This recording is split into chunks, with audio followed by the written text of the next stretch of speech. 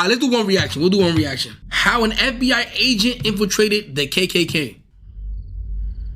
If there's any snitches in the group, we kill the snitches and they fire shots out of a gun. Boom, boom, and everybody's kind of getting scared.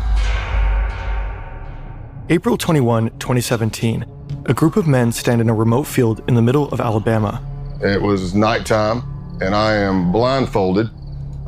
This shit sound like a banger, gang. This shit do sound like a banger. I've been instructed to place my right hand on the right shoulder of the person in front of me in line because that signifies brotherhood. The Brotherhood is the Ku. I ain't gonna lie. And the KKK, I think is the KKK still active? They still are? Yes, they police. All right, let's watch it. Let's watch it. All right. Ku Klux Klan, the United States' oldest, most notorious white supremacist hate group.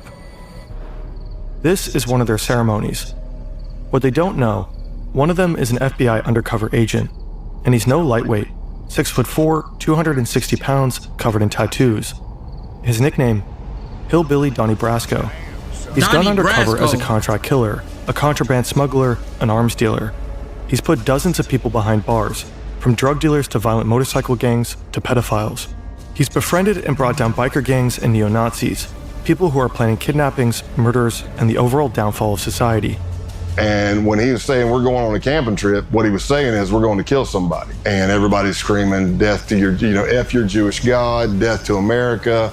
And then somebody says, if there's any snitches in the group, we kill the snitches and they fire shots out of a gun. Boom, boom. We drove all the way over to his ranch in Tennessee, and he told us everything.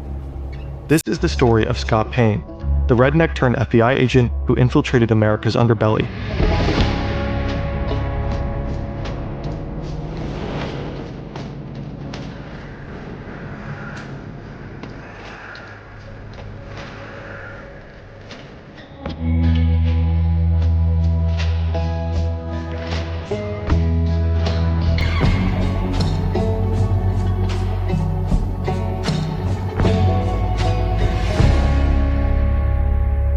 It's heavy. Damn, 2017? The majority of this video is based on Scott Payne's book and podcast. Find the links in the description. What I saw was a watery image. It was completely red, and there was a demon looking at me in that watery kind of ripple image with a grin and long crooked finger looking at me saying, come here, smiling. Scott is 14 years old, and he's just seen a demon. The year before, his parents divorced, and Scott went down a dark path, consulting spirits, watching diabolical horror movies, Ouija board is crazy, satanic rituals, deals with the devil. That's what brought him here, a friend's house, spending the night. They've had a small amount of alcohol, but no drugs, no hallucinogens. I would do like these little vignettes where I would pretend I was being possessed by a demon or I was the devil or whatever. I was on the couch and I was doing this scene from a movie where somebody is like being possessed by a demon. And so I'm fighting in my voice and then the demon voice comes in and there's this battle. And at the end, the demon wins and possesses the person. So that's what I act like happened. And I'm laughing like the demon and I rolled over. It all started as a mock demonic possession, but then he actually saw a demonic figure, and this was his breaking point. So let's just say after the demon scare, I got Jesus scared back into me, and that was it. Not that the devil was done with me, but I was done with him. Yo, anybody in the chat ever had like a supernatural encounter? Like some shit that was like oh, holy shit. You know what I'm saying? Halloween night 2019. This is Scott on his final major undercover mission. And this is a goat. It was stolen and is now at the center of a pagan ritual.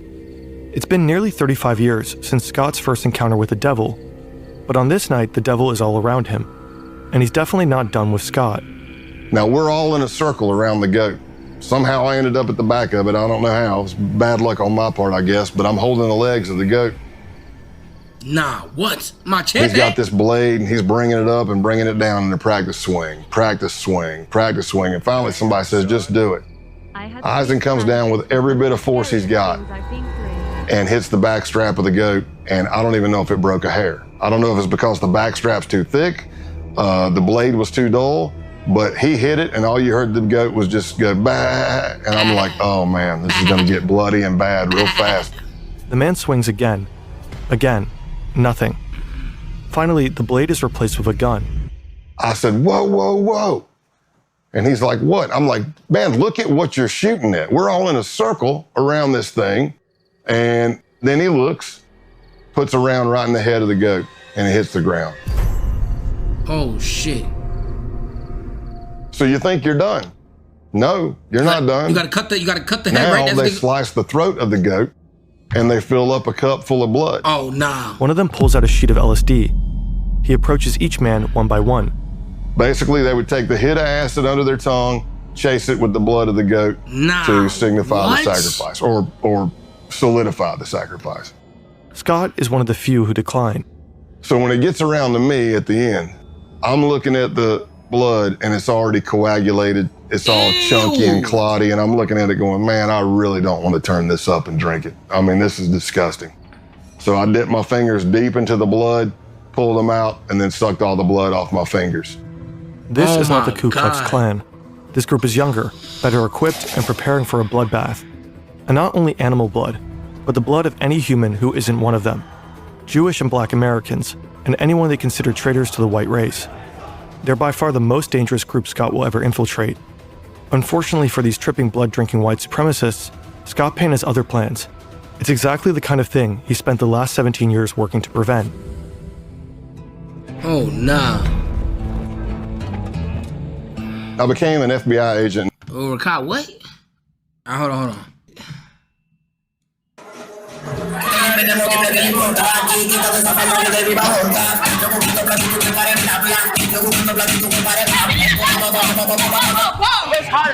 They want that Bobo Bell.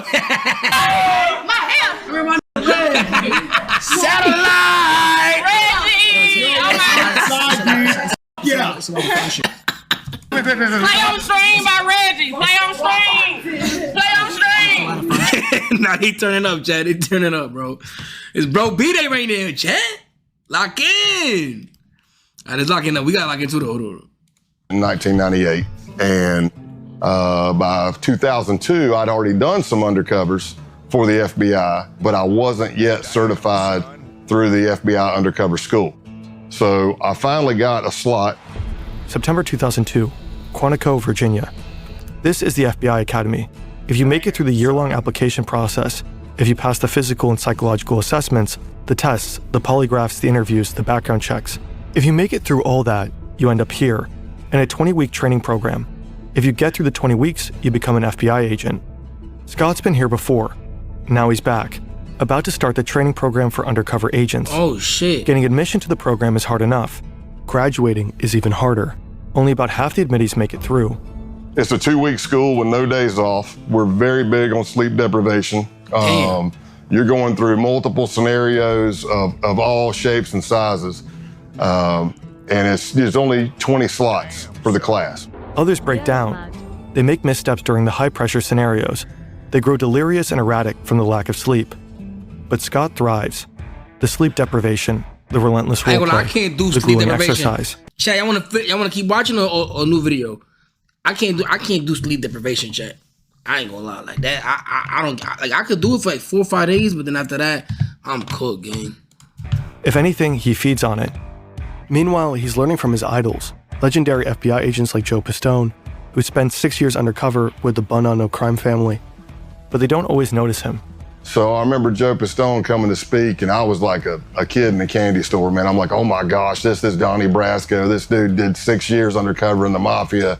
And he's teaching, but he has this thing where he keeps kind of wanting to walk right up to the desk. So he kept stepping on my feet.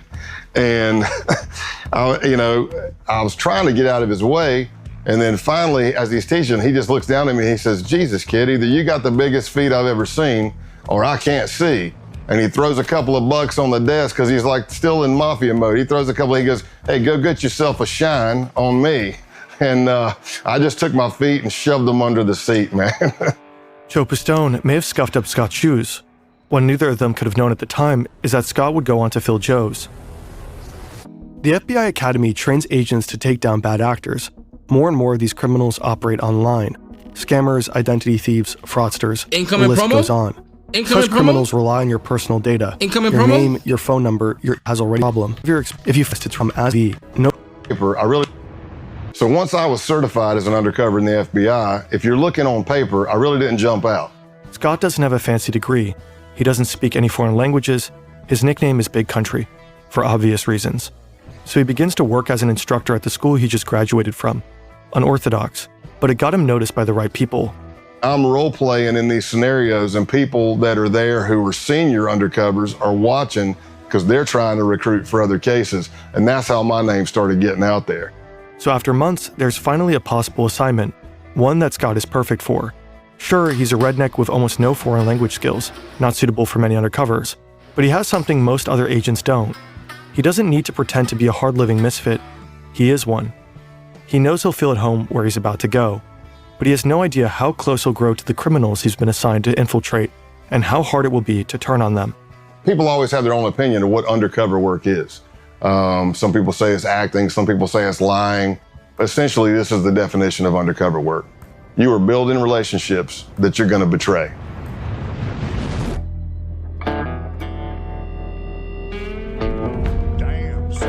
Scott is on a mission, and his targets, these men, have just arrived. They're members of the Outlaws Motorcycle Club, the main rivals of the Hells Angels. They've been implicated in drug trafficking, prostitution rings, money laundering, the list goes on. And they're notorious for violence against rival gangs. Infiltrating them is exceedingly difficult. Scott Payne is here to do just that. But there's a problem. Part of the intelligence Scott was given is wrong. He was told they wouldn't be wearing their colors. Obviously they are. Scott has hoped to strike up a casual conversation, letting the topic of motorcycles arise naturally. But these guys are advertising their gang affiliation. He can't just go up and say, "Hey, you guys ride." His only choice is to make them come to him. Luckily, another part of the intelligence is right. This guy, road named Spanky, loves to be the center of attention. So Scott steals it. He works the crowd. He tells jokes. He talks loudly. He draws attention to himself, making Spanky want to steal it back.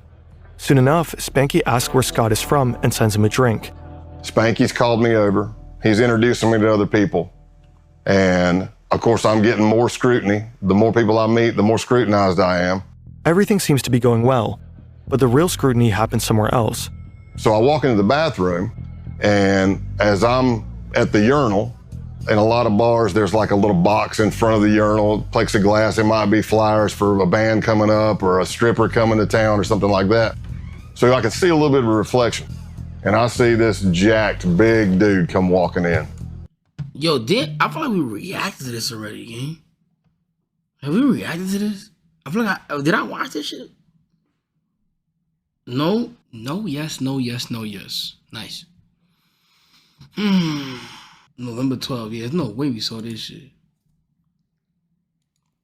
And I see him looking at each stall, and he's like, okay, that's empty. I see him looking under the stalls to make sure nobody's in there. And I'm watching this from a reflection. And then he comes walking up right beside me, and for a split second, I thought, oh, I'm getting jumped. I'm getting jacked right here. And that didn't happen. He says, so what brings you to Massachusetts? All undercover FBI agents have a legend, a detailed made-up backstory that they have to commit to memory. He's from deep South Texas, up in Massachusetts for work. He loves Harleys and whiskey, and his name is Scott Calloway. As it so happens, the guy grilling him in the bathroom is also named Scott Town. A lot of undercovers, you bond with people, especially deep undercover long-term, but there's never been another person I bonded with closer than Scott Town. For a year and a half, Scott gets to know the outlaws. He drinks with them, rides with them, fights alongside them. He gains their trust. He becomes their friend. They call him Tex. Scott's legend may be a lie, but Bro, I seen this, bro. I swear I seen this video. Bro, I can't prove it, but I know I have, gang. Like, I'm telling you I have.